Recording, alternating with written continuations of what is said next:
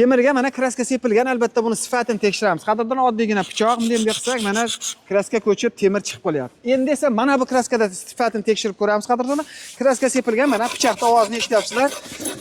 Hech qanaqa ko'chgani ham yo'q, chizilgani ham yo'q. Bunga shunaqangi o'chmaydigan, ko'chmaydigan parashok kraskalar kerak bo'ladigan bo'lsa, eng birinchi qo'l, ya'ni Xitoydan akalarimiz olib kelib sotishyapti-kan, narxi juda ham arzon ekan.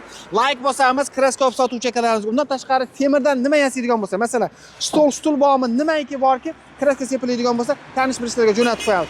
Ushbu kraskalarimiz parashok kraska deyiladi, kukun hisobida bo'ladi. Qadrdon 200 gradus qizdirilib sepiladi.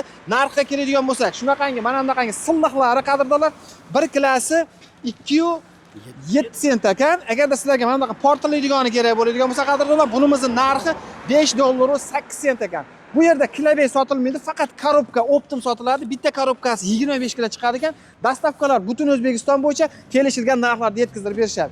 Agarda 20 korobkadan ko'p oladigan bo'lsalar, dastavkalar butun O'zbekiston bo'yicha mutlaqo tekin bo'ladi ekan. Manzil Farg'ona bo'yida Dehqonobod kominterndan bo'ladi.